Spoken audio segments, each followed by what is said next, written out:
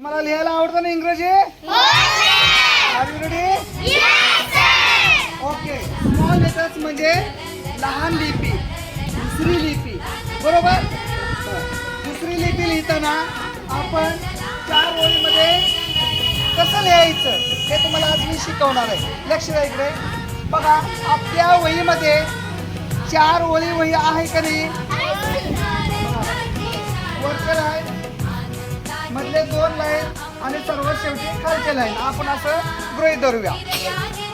मग या 4 ओळीमध्ये ABCD स्मॉल लेटर लिहिताना आपण 3 गट पाडणार आहोत.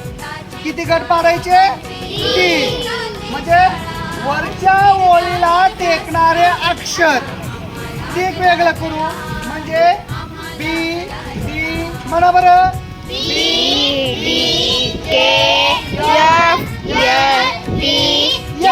हे वरच्या लाईनला टेकणारे किती आहेत? 7. एकूण ABCD A to Z किती आहे मुळाक्षरे?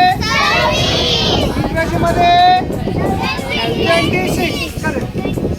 आता बघा वरच्या लाईनला आपण देणार आहोत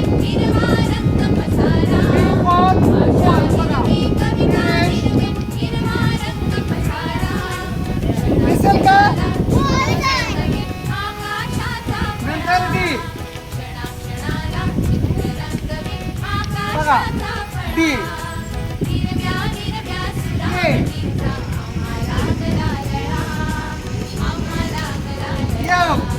Fला गाठ नाही द्यायचं. L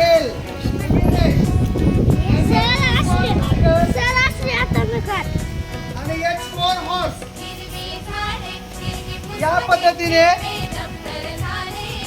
पद्धतीने काय करायचं? वरच्या लाईनला टेकणारे अक्षर म्हणजे 7 अक्षर आहेत.